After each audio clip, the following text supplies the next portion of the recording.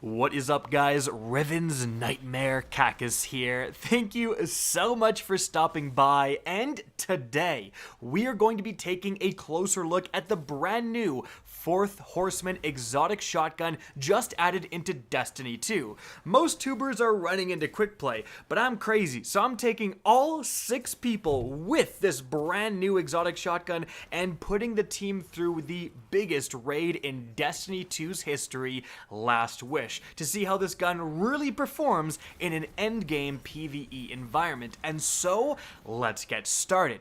First things first, let's take a look at this brand new weapon. Its intrinsic perk is Thunderer. This weapon fires significantly faster and in full auto. Now, it's also accompanied by another unique perk, Broadside. So each successive shot has more damage, but also more spread. So this is the ultimate spam shotgun. Now, it should be noted that I also have the catalyst and this weapon fully upgraded, so I actually have 5 rounds in a magazine and much higher reload.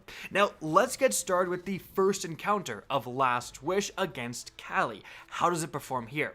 Well, normally you're going to see me talk about the beginning area defending the plates against the normal adds, but for this weapon, it doesn't have a lot of ammo. With 2 scavengers, you have something like 20 rounds in reserves, and you bust through your ammo so darn quickly, you're really just saving it all for the damage phase. I did have the opportunity to destroy the knight, and it does do that. It destroys the knight that spawns at your plate, and I picked up ammo after that. So let's talk about that boss phase. Well, although it puts out a decent amount of damage, as you can see, it's really tough to control, especially with 5 rounds. If you're holding full auto, which you really want to do, you want to get those successive shots to increase damage, obviously, but this thing is pointing like straight up at the roof afterwards. Now, another problematic thing is the reload. You want to have all rounds in the magazine before you fire because, again, you want to get the most successive shots for more damage, and that means you're sitting there going shell, one shell at a time is pretty brutal compared to other magazine-fed weapons. So, although the damage isn't that bad, the way it parcels its damage and the fact that Kalli has a pretty small crit, even if you're right up next to her, and she pushes you away constantly during the damage phase, means that this weapon in this damage phase is really difficult to use. If you do literally everything perfectly, maybe you can get the one phase, and you have to also be getting constant ammo because you're running out of ammo like crazy. So overall, in this, I'm going to give it a 5 out of 10. It just wasn't that impressive. It's the definition of average. But that may just be conducive of this particular boss. Well, there's only one way to find out. Let's move to the next encounter against Shiro Chi. Now, will this weapon be capable of doing 1/6 of her health? If you don't, your team wipes, so no pressure. And as you can see, it definitely can. This burst damage is kind of where this weapon is good. You have a limited time frame, but Shiro Chi doesn't push you away during this damage phase. I think that's a big factor, so you can get right up next to her and just plug her. And as you can see, we were able to get that threshold every single time. Now, normally, again, I'm talking about adds, and although you can much more liberally use this weapon against the adds, and often it'll work in a scenario where you see an add drop some special ammo, and then you kind of know, alright, there's some special ammo there, I'm going to go around it, kill some adds with the shotgun, then go pick it up and still be full for the damage phase. But, like, you're so concerned about ammo, you're really not using this gun as liberally as you would have liked. And therefore, against adds, it's fine. It cranks knights, but, often you're going to be using your other stuff because you're saving it for the phase. In any event, considering it's fine against the adds and actually quite good at damaging Shiro Chi, I'm going to give it a 7.5 out of 10. A normal shotgun would suffice kind of as well as this shotgun, however, and maybe not have the ammo issues. But let's move on from there and talk about Morgoth, because Morgoth is a big chunky boy, and although this weapon had some issues with recoil and so on against, even Shiro Chi, but definitely Kalli, Morgoth, it's almost impossible not to hit Morgoth, so you should be able to go right up to him and get the one phase, right? Well, of course, we have the first part of the encounter, and the story is the same. It's fine against ads, it actually cranks the ogres if you get close enough, but you're just constantly saving ammo, so I can't really talk too much about it. But against actually Morgoth, as you can see, there's some trickery and weirdness going on. So, if you look at Morgoth's health bar, you can see it doesn't go down very much, and we're thinking, oh my goodness, we're not doing like any damage. We're panicking, and then suddenly it goes down by a massive chunk. And this actually happens when we actually do get the one phase. And you'll see I switched to a grenade launcher because I'm like, we're not going to kill him. And I don't even think it like registers. Morgoth just randomly loses that last chunk of health and dies.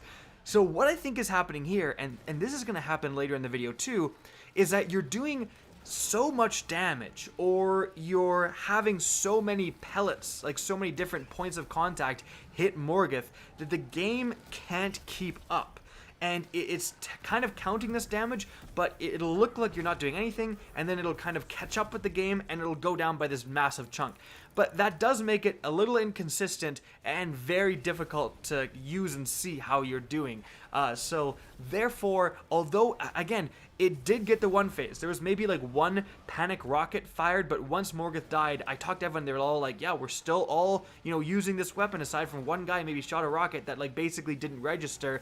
It's just because we panicked because of that weird health glitch. So I do think this weapon can one phase Morgoth, and that's pretty good. But basically, by the exact time Morgoth died, we were all out of ammo. So it's pretty close, and therefore I'm just going to give it a 7 out of 10. But let's continue on from there to the Vault Encounter, and this is always an interesting one. No boss phase, just damaging ads, which we haven't really got to see too much as of yet. So, this encounter features just a lot of ads, and against those guys, it one-shots all the red bars as you would expect, but it also has the yellow bar knights. And remember how I talked about some health bar issues? Well, as you can see, this knight is charging right at me. I'm alone. I'm gonna plug him with the fourth horseman. Alright, that does a lot of damage. Wait a second. What just happened? And this is going to happen every single time any of my team engages one of these knights, is that you do a ton of damage, you think this gun's cracked, and then they regen almost all their health. And it doesn't seem like this is just a visual glitch. It seems like they actually regen their health. You whip out your grenade launcher, you hit them twice, and they're still standing, right? Because they still have 3/4 of their health, even though you got them down to 1/4 of their health with a burst of the fourth horseman. So this is a huge problem with this gun, right? Like, Bungie is definitely going to have to address this. You fight an enemy, it does so much damage, the game can't keep up, and then regens their health. Like, it's truly the craziest thing I've ever seen testing these weapons in Last Wish. So I don't know how to rank this thing, because on the one hand, it does a heck of a lot of damage, on the other hand, it does almost no damage because they regen their health. Either way, 2 bursts of this weapon, you can take down the knights solo, and if you have a teammate there, 2 people can take them down like really, really quickly because they don't have time to regen their health, they just get to dead. So, even with this crazy glitch, the play pattern of going up to a knight, plugging them with all 4 or all 5 rounds, and then them healing, you reloading and doing it again, and then pretty much dying, like at that point you should kill them. That's really not that bad to take down one of these knights solo. It doesn't take that long, especially because the first time you plug them, they'll be flinched 100% of the time. So, not a terrible weapon, but it would be a lot better without this weird glitch. So, I'm gonna have to give it just a 6 out of 10. It's still above average. Even with the glitch, it's above average. It would probably be like an 8 out of 10 if the enemies weren't regenning their health. So, if that ever gets fixed, this gun's gonna get a lot better. But it is time to move on from there to the big damage phase against Riven. So, obviously, we going for the cheese. We just want to see how much this gun does in a short period of time. And this should kind of be where this gun shines, right? Like, a very short period of time, that's when this weapon gets out its damage.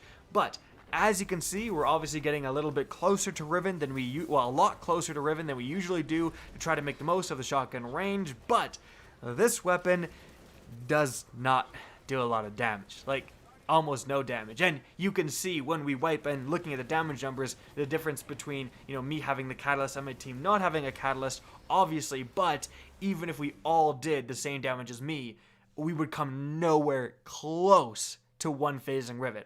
And you may be thinking, well, you're too far away. And we thought that as well. So we actually changed tactics and went after Riven's hand, her claw. And that didn't help. We did even less damage doing that. So 4th Horseman against Riven, absolute trash. Like, just not doing, it's doing like primary damage or less. Therefore, I gotta give it a 4 out of 10. It is below average.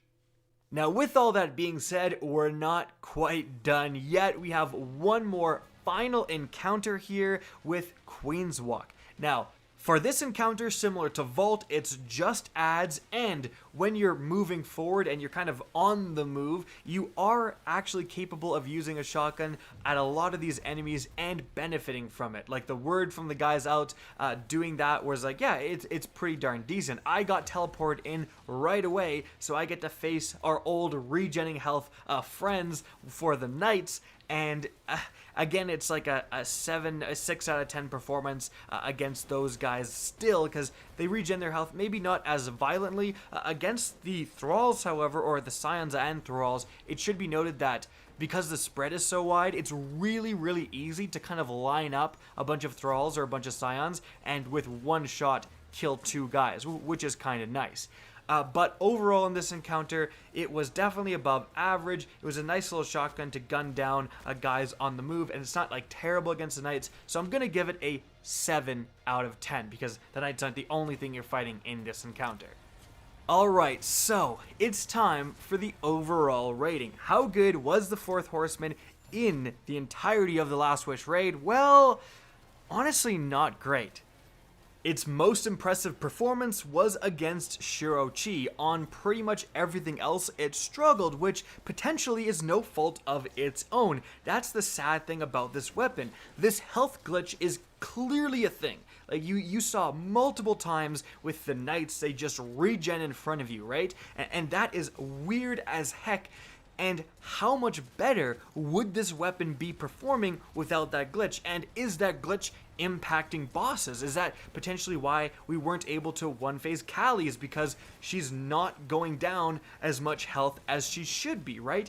That is the thing kind of looming over this entire test, and I really don't know what Bungie's going to do about it, but with what we have on hand, I've got to give it overall just a 6 out of 10. It's above average, it can one-phase some of the bosses and so on, but it's really not performing too well right now.